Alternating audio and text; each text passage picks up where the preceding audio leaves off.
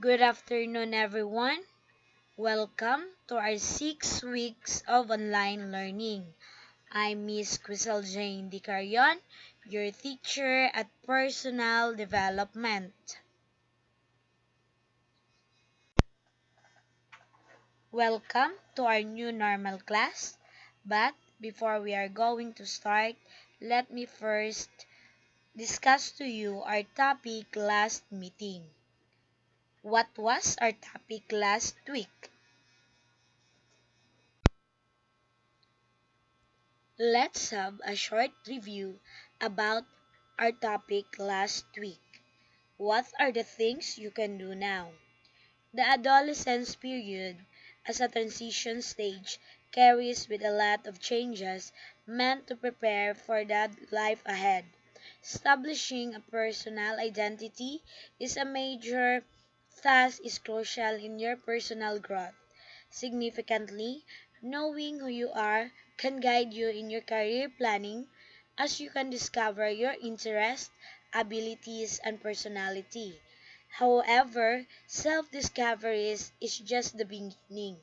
The next important thing is to know what you need to do so you can adjust well with the changes and demands. A distinguished educator proposed that there are specific things to do that come with each stage of development. They are called developmental tasks that need to be accomplished to enable you to perform other tasks in life. For adolescents, like you are in transition to becoming young adult, their tasks will significantly help you in your development and make it possible for you to comply with the demands that come with the crucial stage. Additionally, it will help you adjust well in the forthcoming changes in your life and be a responsible adult in the future. So, you have to change. You certainly look different now. One important thing to do is to see your physical self with acceptance and give it nurturance. Your body image, how you can see yourself, affects your self-esteem and how you treat yourself. What helps you in dealing with body image issues you have? What about ways of self-nurturance? Taking care of yourself is essential to your growth. A well cared for body helps ensure achievements of optimum health and good performance in your tasks. This is your time of your life when you are full of energy and it is the exciting to do many things. There are 11 tasks that you need to be a responsible one. That was our lesson last week.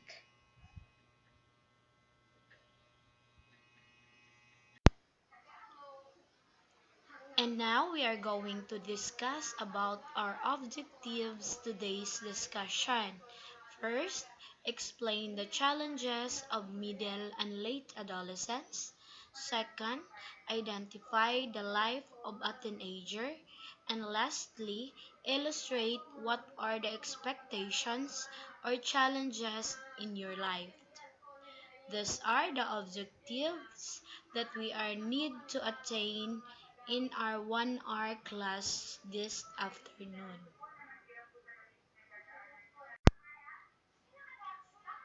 Oh, their life. Awareness of different life demands. How should I deal with life's demands? Our great hero, Dr. Josipa Rizal, believed in the Filipino youth.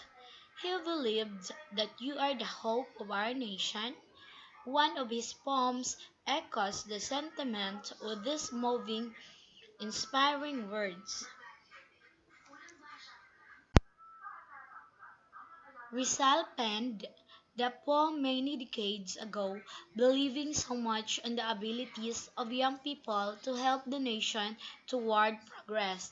It may sound like a tall order, but the truth is there. You hold great promise in being a part of nation building.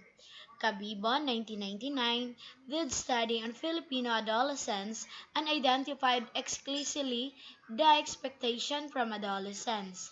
She stated that adolescents are expected to number one, fully develop themselves, acquiring full knowledge of the changes they go through as they grow physical, psychological, emotional, and social, building self esteem and confidence, and maintaining healthy relationships with their parents and peers.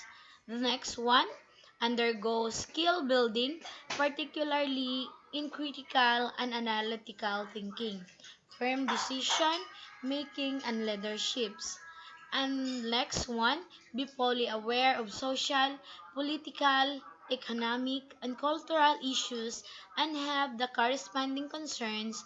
And lastly, be active in community and political affairs.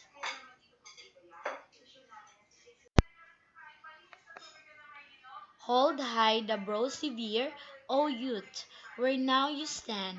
Let the bright shine, fair hope of my fatherland. Come now, thou genius grand, and bring down inspiration. With thy mighty hand, swifter than the wind's violation, raise the eager mind to higher station. To all the Filipino youth.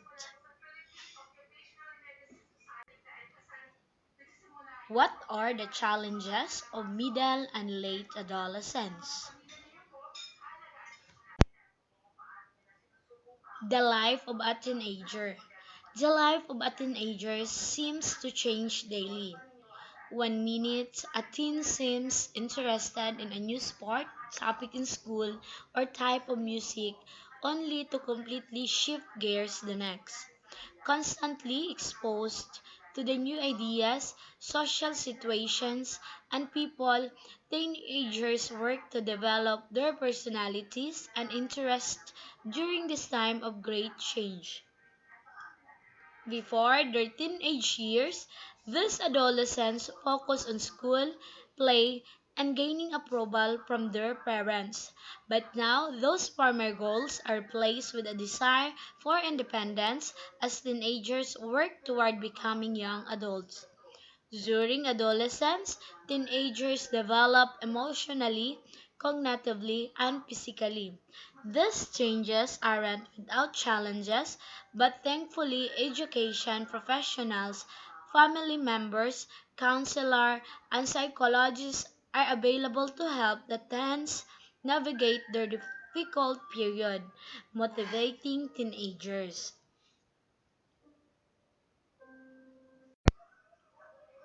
Parents and teachers of teenagers might recognize this phrase. I'm bored. Many teenagers find class and schoolwork unexciting or pointless and report they don't feel motivated or challenged by the material. According to the Silent Epidemic, a report from Civic Enterprises, most students drop out of school because they are uninterested in the material. The report, which examined high school dropouts from 25 different cities in the United States, found that nearly 69% of students said they felt unmotivated to do the schoolwork. And of the students who dropped out of the school, most were not failing students. In fact, many of the students had C average or better and indicated that if they had felt like it, they could have graduated from high school without much trouble. For this student, lack of motivation was the primary reason they didn't finish school. Generally, there are two types of motivation: intrinsic motivation and extrinsic motivation.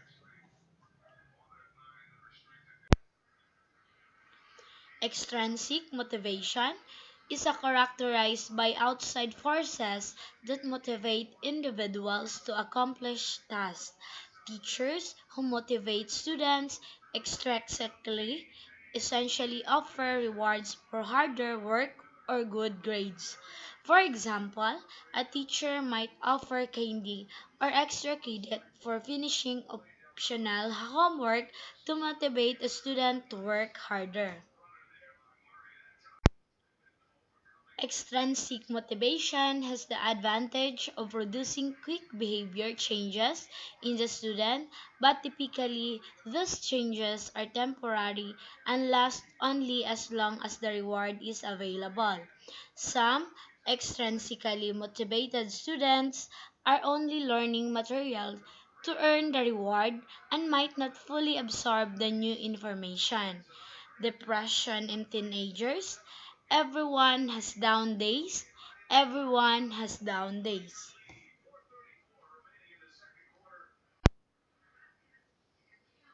Maybe it's the bad weather or the disappointing grades on a hard test, but some days teenagers just act uninterested in life or school. But the symptoms often pass quickly as teens move on to a new school subject or meet with friends to distract themselves from what bothered them at the moment.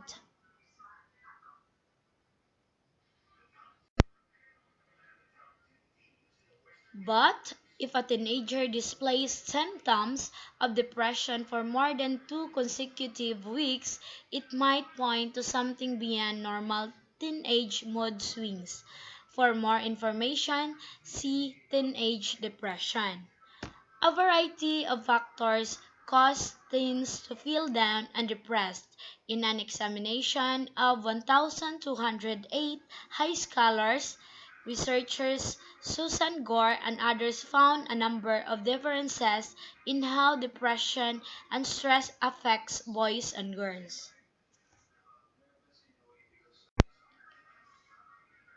In gender, social relationships, involvement, and depression, published in the Journal of Research on the Adolescence, Gore found that the girls become more depressed from interpersonal problems such as failed relationships, lack of friend support, and conflict in family. Alternately, depression in boys was more likely to rise from achievement areas like failing a test or not being accepted on a club or sports team. These negative events, both within the reals of family rather and friends, greatly affect a teen's mental health.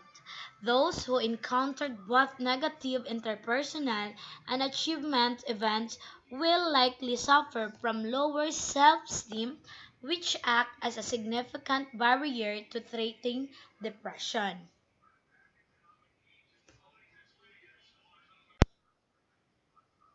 Depression symptoms. According to the article Adolescence Depression, published in Clinical Practice, there are a number of symptoms that indicate serious depression in a teenager. A depressed mood for most of a day, markedly diminished interest or pleasure in almost all activities. Clinically significant weight loss in absence of diet, insomnia or being sleep more than usual, fatigue or loss of energy, feelings of worthlessness or guilt, diminished ability to think or concentrate, recurrent thoughts of death or suicide. A significant number of teenagers experience depression through their lives. According to statistics from the National Alliance on Mental Illness or NAMI, nearly 20% of teens experience depression during adolescence and only one-third of this group seeks treatment.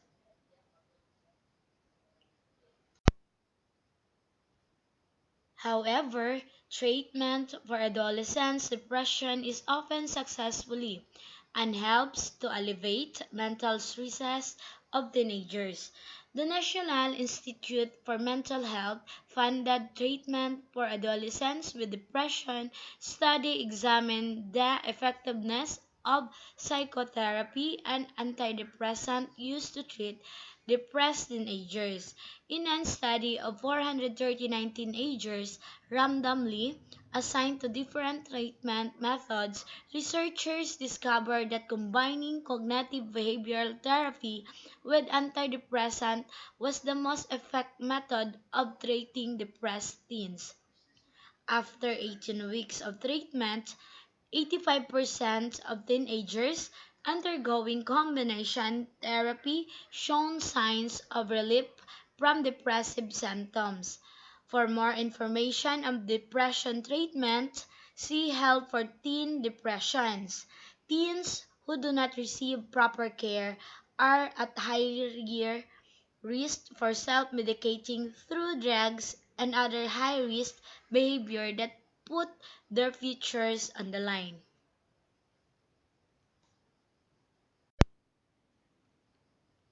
Teenage drug use. Some teenagers begin using drugs as a way of coping with the depression and stress in their lives, while others try them because of pressure from peers. In other cases, drug use among teenagers has far-reaching consequences that negatively affect their lives. Statistics from the National Drug Intelligence Center indicated that marijuana is the most commonly used drug among teenagers, with nearly 40.2% of high schoolers having tried the drugs. So, for valid and pick on teens, the risk of using drugs is especially high.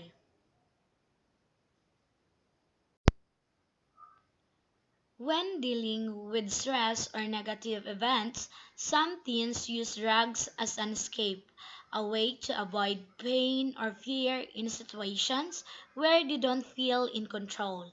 The most common reasons teens will use drugs as coping mechanism as victimization and witnessing violence.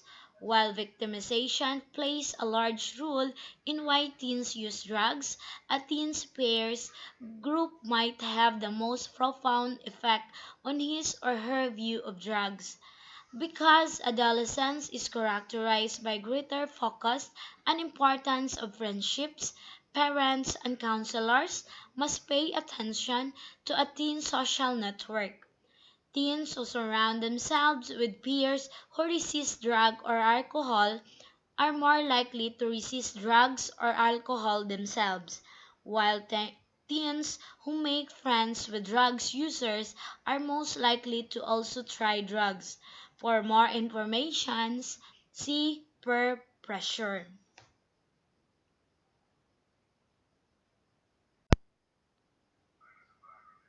The article, published in the American Journal of Drug and Alcohol Abuse, asked 214 teenagers to identify their closest friends and indicated whether or not those friends were drug users. Results shown that the teens who closely associated with drug users also tried drugs themselves. For more information on drug treatment and drug abuse in teenagers, see teenage drug use.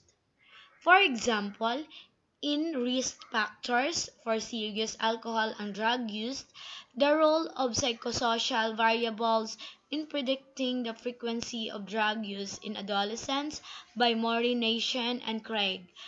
A Flinger research shows that teenage who use drugs often do so much because their friends begin using drugs.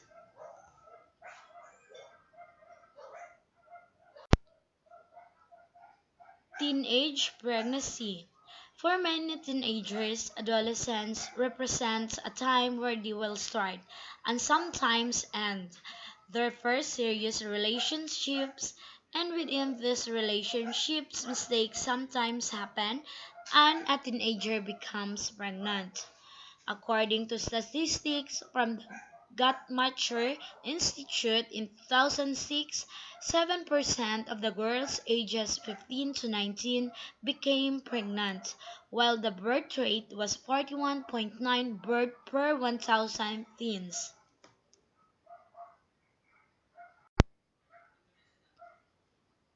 Teenage pregnancy is associated with a host of negative outcomes for both the parents and the child. Children of teenagers mother are more likely to become pregnant at a young age themselves and have higher chances of engaging in risk behavior such as drug use. When a teenager becomes pregnant, she has three options.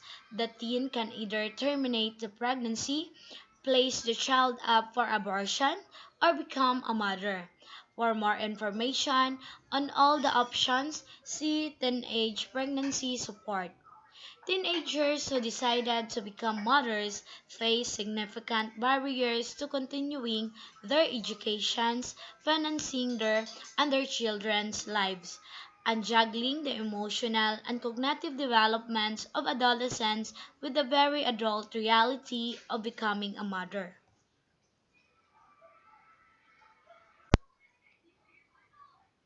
Counselors, government officials, and educators agree that the best way to ensure these issues don't arise is to prevent teen pregnancy itself from happening in the first place. Generally, there are two different types of pregnancy prevention programs: abstinence only and abstinence plus. Abstinence only program focus on telling teenagers to wait until marriage before having sexual intercourse.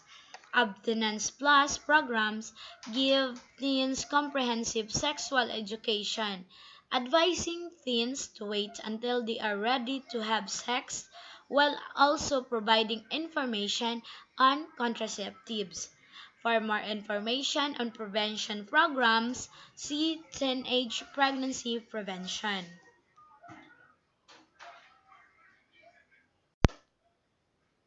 Providing guidance to teenagers. Given the abundance of challenges teenagers face during adolescence, it's important for teachers, counselors, and psychologists to offer expert advice, counseling, and knowledge to troubled teens. Teenagers consider developing friendships and engaging in social situations as some of the most important aspects of adolescence. So when problems arise in these areas, teenagers feel hurt, stressed, and rejected. Most of the situation happen in school setting, so it's only fitting for the school counselor to be the primary source of relief for these stresses. School counselors help teenagers to balance their social and academic lives while providing guidance and advice about the future. Below are some of the areas of focus for the school's counselors.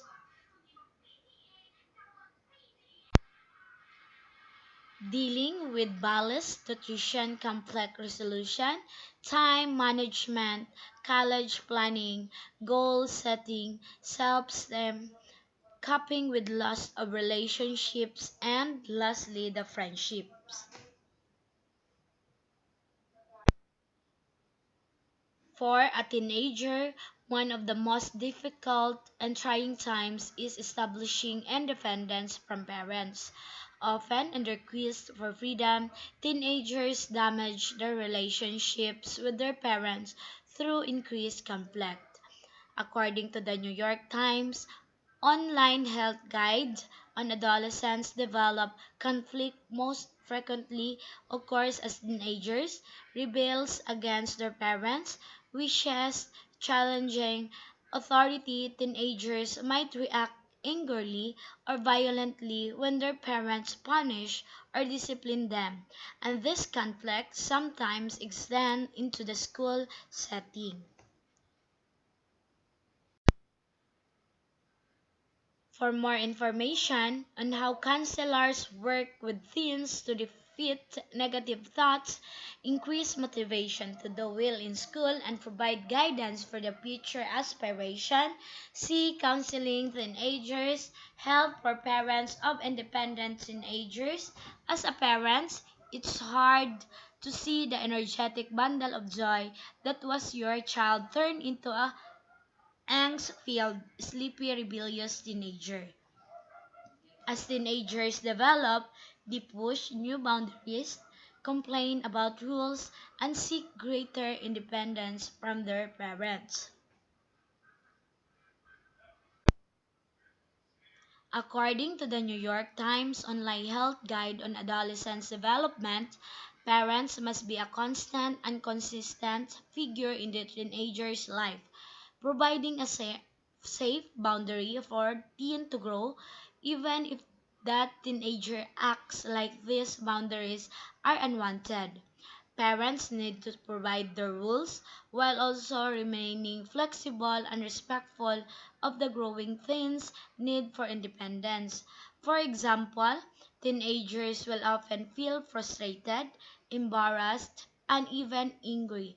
The thought they want freedom, they still need to ask their parents for permission to go with a friend's house or need their mothers to drop them off at school.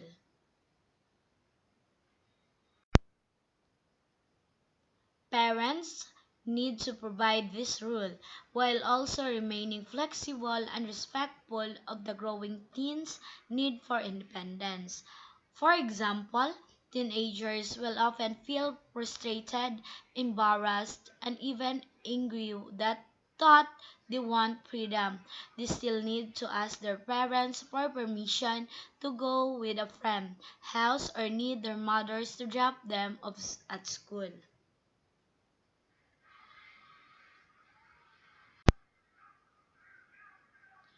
The U.S. Department of Education's Guide Independence, Helping Your Child Through Early Adolescence, state that parents should respect and support their teens' choices as long as those choices won't have long-term detrimental effects.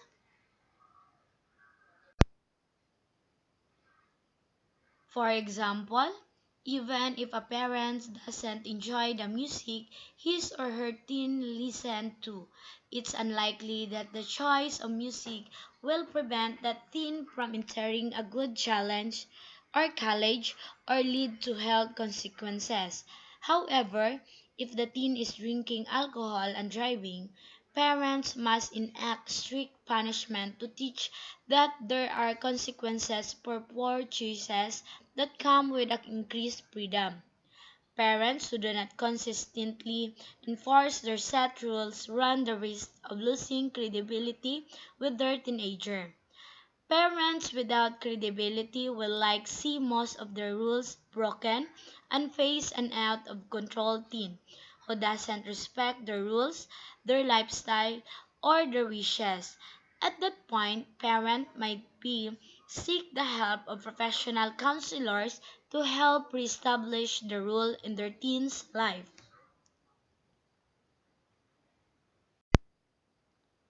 And now we are done with our discussion and topic this afternoon.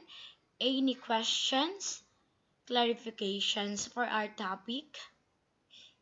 If there's none, for inquiries, just click the link https://www.gaiatf.com/elearning, or you may contact at number 0975-27-08093 or 0951-3032-796.